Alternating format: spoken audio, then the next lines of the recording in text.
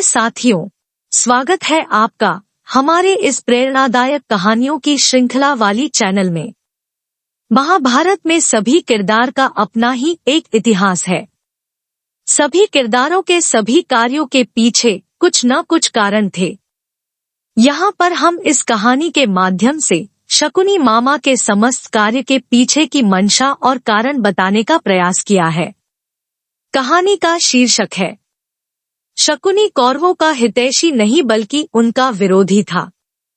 महाभारत में सबसे बड़ा प्रश्न हमारे मन में यही आता है कि क्या शकुनी कौरवों का हितैषी नहीं बल्कि उनका विरोधी था। शकुनी गंधार के राजा सुबाला के पुत्र और गांधारी के भाई थे। रिश्ते में वे दुर्योधन के मामा थे। महाभारत युद्ध होने की सबसे बड़ी वजह शकुनी ही थे। शकुनी बहुत ज्ञानी और विद्वान थे। वे गहरी सोच रखने वाले और दूर दृष्टिकोण वाले व्यक्ति थे। महाभारत युद्ध के दौरान और उसके पहले भी शकुनी कौरवों का बहुत साथ देते थे। वे उनके बहुत बड़े हितैषी और सलाहकार होने का दिखावा करते थे, परंतु शकुनी कौरवों का हितैषी नहीं बल्कि उनका विरोधी था। दरअसल शकुनी धृतराष्ट्र और उसके वंश का अंत चाहते थे। वे चाहते थे कि कौरवों का अंत हो जाए। इसलिए शकुनी पांडवों से कौरवों का युद्ध करवाया। उन्हें पहले से ही ज्ञात था कि कौरव पांडवों से हार जाएंगे। शकुनी की धृतराष्ट्र और कौरवों से दुश्मनी की दो बड़ी वजह थी। पहली, उनकी बहन गांधारी का विवाह एक अंधे आदमी धृतराष्ट्र से होना। हस्तिनापुर के राजा ने गंधार के राजा को हराया था, जिस वजह से गांधारी को धृतराष्ट्र से विवाह करना पड़ा था। पति के अंधे होने की वजह से गांधारी भी दुनिया नहीं देखना चाहती थी और उन्होंने एक अच्छी पत्नी होने के नाते अपनी आंखों में पट्टी बांध ली और प्रतिज्ञा ली कि वे कभी नहीं देखेंगी। शकुनी अपनी प्यारी बहन की कुर्बानी से बहुत क्रोधित हुए, मगर वे उस समय कुछ कर ना पाए। तब उन्होंने प्रतिज्ञा ले ली कि वे इस अपमान का बदला जरूर लेंगे और तब से शकुनी कौरवों के शत्रु बन गए। शकुनी की दुश्मनी की दूसरी वजह उनके पिता का अपमान था। दरअसल गांधारी के विवाह के पहले उनके पिता सुबाला को किसी पंडित ने बोला था कि गांधारी की शादी के पश्चात उसके पहले पति की मृत्यु हो जाएगी। इस बात से चिंतित राजा सुबाला ने उनकी शादी एक बकरे से करवाई। उसके बाद उस बकरे को मार दिया गया। इस तरीके से गांधारी एक विधवा थी। यह बात सिर्फ सुबाला और उनके करीबी ही जानते थे। इस बात को किसी से न बताने की हिदायत सबको दी गई थी। इस घटना के कुछ समय बाद गांधारी की शादी हस्तिनापुर के राजकुमार धृतराष्ट्र से हो गई। धृतराष्ट्र और पांडव इस बात से अनजान थे कि गांधारी एक बकरे की विधवा है। कुछ समय पश्चात यह बात सबके सामने आ गई। धृतराष्ट्र और पांडव को इस बात पर बहुत ठेस पहुंची और उन्हें लगा कि राजा सुबाला ने उनके साथ धोखा किया है, अपमान किया है। अपने अपमान का बदला लेने के लिए धृतराष्ट्र ने राजा सुबाला और उनके 100 पुत्रों को जेल में बंद कर दिया। धृतराष्ट्र उनके साथ बहुत बुरा व्यवहार करते थे। उन्हें बहुत मारा पीटा जाता था। धृतराष्ट्र राजा सुबाला से अपने रिश्ते का भी मान नहीं रखते थे। राजा और उनके परिवार को रोज सिर्फ एक मुट्ठी चावल दिया जाता था, जिसे वे मिल बांट कर खा लेते थे। दिन बीतते गए और राजा सुबाला के पुत्रों में से एक एक की मौत भूख के कारण होती गई। तब राजा सुबाला सोचने लगे कि इस तरह वे अपने वंश का अंत नहीं होने देंगे।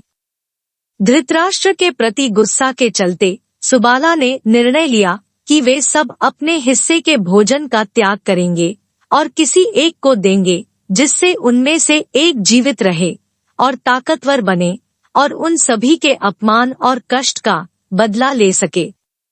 शकुनी उन सभी भाइयों में छोटा था, इसलिए सुबाला ने निर्णय लिया कि सभी शकुनी को अपना भोजन देंगे।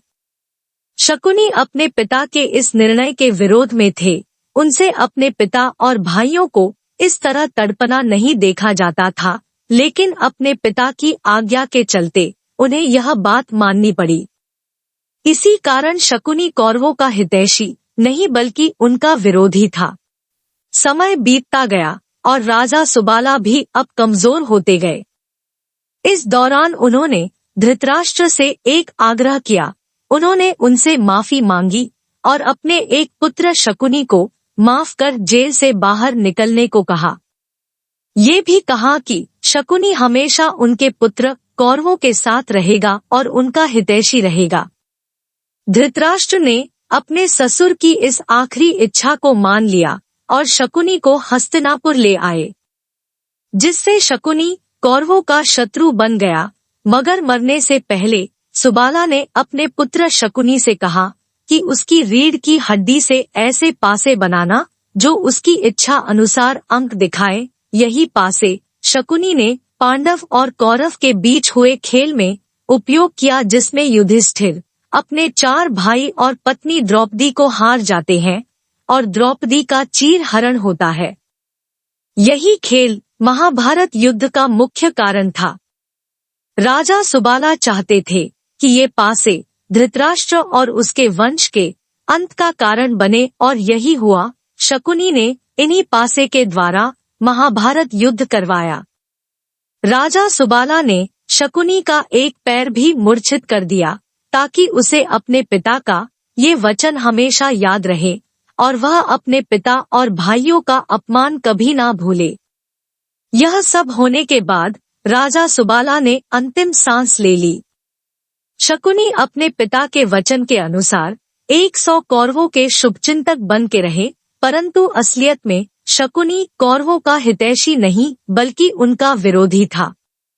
शकुनी ने कौरवों को अपने विश्वास में ले लिया कि वे उनके सबसे बड़े हितैषी हैं।